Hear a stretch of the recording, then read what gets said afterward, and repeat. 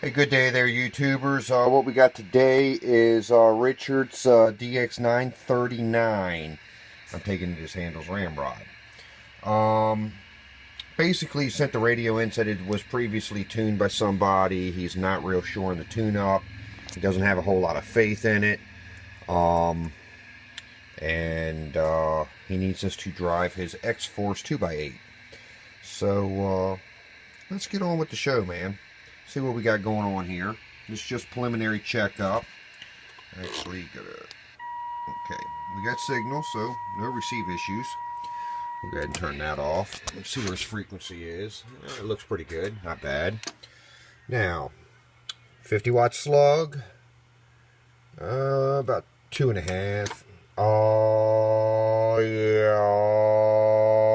yeah. Just barely wants to make that. Just barely wants to make that 5. Let's see what she looks like on the scope.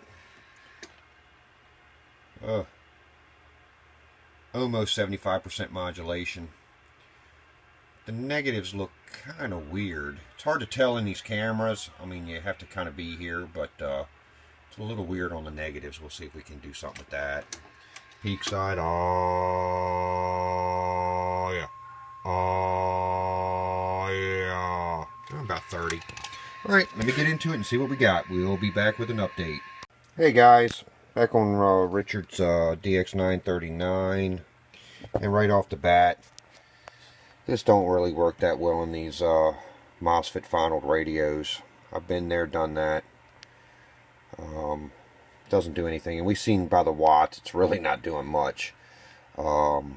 So, there's one of the things. We're going to go through this thing and figure out what's up with it, man. Luckily, it looks like at one time the limiter had been out of it, but it's back in it. I've already looked at that. TR32's right there. So we're in good shape there. Let me get through this thing and we're going to figure out, we're going to get some numbers out of it. We will be back with an update. Alright, back on Richard's Galaxy. Took that big black jumper wire out. I had to put the little jumper across here because you have to, this comes off the regulation circuit. Instead, what they were doing was they were coming from here and jumping it straight over to the hot bus, which is straight off the power plug in the back of the radio. It's a bad deal to do that, especially in these MOSFETs. I found that it kind of distorts the audio a little bit. That little mod would work on the old transistors, but these MOSFETs are a little funny. They get kind of funny with that mod. I don't do that mod myself personally. Never had a need really for it. I can get the power up in the radio without having to do them jumpers. But basically, this has to go back like this. You know, instead of, I could have probably done it on this side of the radio like the factory does, but it was just easier to do it on the bottom. Found a couple other things. Already took care of those. Had one of these swing kits in it. They tried to hide it over by the regulator. I'm kind of surprised too with the watts it was doing. I would have thought it would have done more, but it is what it is. This type of mod here is what really makes the scope kind of look kind of funky on the negatives. So does bring the audio up some, but he wasn't getting a whole lot of audio out of this at that type of wattage. The other thing I noticed, and I'm going to have to call you up about this, Richard, I'll give you a call, is it looks like you've had the caps changed out, I guess like a hi-fi mod. That's been changed. That's been changed. That's been changed. One back here, it's been changed. And it mainly looks like it's all been done on receive because the transmit ones still look factory. And I noticed that they put different filter caps in. It's not something I really do. I've never found a need for that. You know, through all my testing and everything, I think that's kind of more blowing smoke. But to each their own. There's nothing wrong with the values. It's not going to hurt anything. So we're going to leave those alone. But I'm going to call you about these because the values aren't right. They are bigger than what came in factory, so it will process some of the guys' hi-fi, but you won't get full advantage with these caps in there versus what I do. Other than that, I just got to get the tune on it now and go through it. I've made some changes. I mean, there's some stuff on this thing. I mean, it's not hard to figure out what this guy's done because you can see where solder traces are. The other thing I don't really like, and I don't think this will show up in the video. Let me see if we can clear this up some. This guy, I guess he doesn't own wire snips because most of these leads are still long. See that? He left it long. That's just crazy. I mean, both sides, they're long.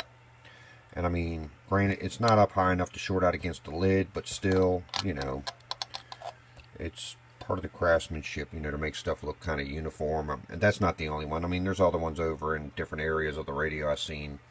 So, but I'll give you a call and see what you want to do with the so-called hi-fi mod and see if you want to do something with that.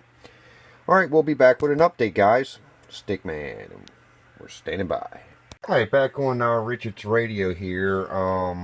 Just a couple more things. We got the tune done on it. I just got to get in touch with him now about these capacitors, so I'll call him this afternoon, because it's morning time here. One of the things that I've been seeing this a lot, and these guys, man, they're just freaking crazy. These two adjustments back here are your basically your gate voltage for the MOSFETs, and these are MOSFETs. These aren't standard transistors. These used to be your biasing pots when it was a transistor, but now they're your gates, your gate voltage, which is very important on these. You can't go jacking them up. One is there's a certain tolerance for that MOSFET that it needs to see for the gate voltage. And if you get the gate voltage right, the radio actually performs better. A lot of guys go in there and they crank them things up and think they're doing something, and it's really hurting the radio worse than anything.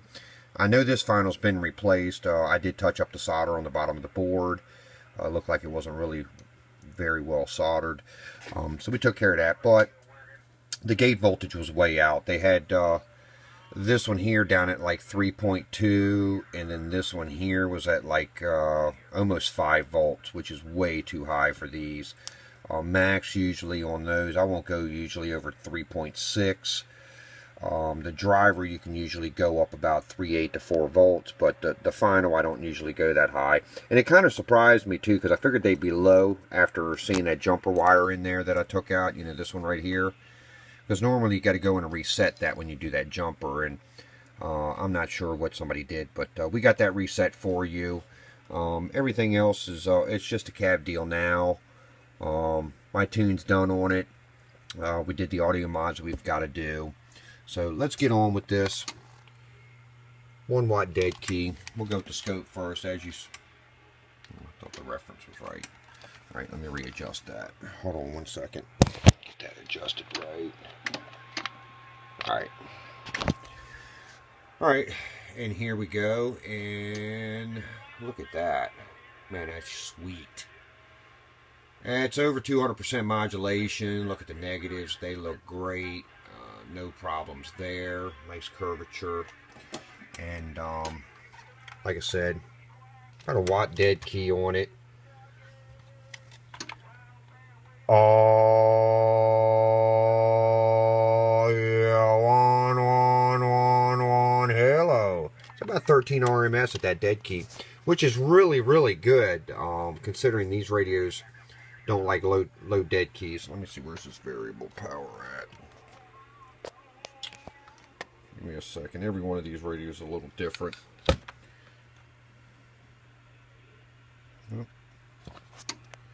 I'm not done. We will be back here in just a second. That's my bad. I didn't set the dead key. I thought it was all the way on low, so now he has a his variable. It'll go from maybe 1/4 of a watt all the way up to 5, which is usually where you want to set these radios at. Nothing no higher than that. We'll stick it around 2 is probably where he'll run it at for that amplifier. Oh yeah, and look at her go. Mean and nasty, no doubt. Alright, let's hit PEP. That was 15 RMS, by the way. And here's PEP, 50 watt slug. Oh yeah, hello. So 45. Really looks good, man. Turned out great. Alright, Richard, I'm going to get in touch with you and see what you want to do on these capacitors. Alright guys, we may be back with an update. Alright guys, back on Richard's radio. We're all completed with it. Finished up, so here's the final results. I've already showed you all the scope in a previous video when I had the lids off, so I'm not even going to go there. This is going to be just quick and dirty. And there's your talk back. 1, 2, 3. Hello, hello, hello, hello. 1, 2. And remember, that's on I'm going to set the phone down. And it's on variable control. 1, 2, 1, 2, 1, 2, 1, 2. I think that's plenty loud enough for you, Richard. We're going to turn that off. So there's your talkback, and that was one of his complaints. The talkback wasn't very loud. Well, we fixed that issue for you, Richard. Luckily, it's on its own control, so you can turn it on and off and variable and so forth. Here's the watts. We're going to 50 watt slug in here. So we're going to read the middle scale, 10's 10, 20's 20, 30's 30, blah, blah. I'm about a 2 watt dead key right now. Oh, yeah. 16 RMS. And as I told you on the phone when we talked about the capacitor deal, you have variable. Goes from about a 1/4 of a watt straight up to 5. So you should not have a problem adjusting this appropriately for your amplifier. And as you see, I mean, I'm holding this microphone probably about a good 1.5 feet away from me because I'm holding the camera and the mic with one hand. And you see it's how much audio it's picking up. Now let's go peak. This is PEP. Oh, yeah. Hello, hello, hello, hello, hello, hello, hello. On. So about 45. So not bad. I mean, that's a lot better than it was. It is a single final radio. It's not the sideband unit, so it did turn out really well. I'm very pleased with it. So we went through, we aligned everything for you. Turned out real good. When you get the radio back, pull this piece of tape off that I put on your bezel so we wouldn't scuff the chrome up any. Other than that, I'm sure you're going to be pleased with it, Richard. Y'all have a super fine day out there. This old Stickman at the No Name Amp CB shop. If there's something that you have that you'd like about that, guys, the daggone phone rang on me when I was doing the video. So, but let's get on with it. We're finished up. Old Stickman at the No Name Amp CB shop. And we'll see you guys. Bye-bye.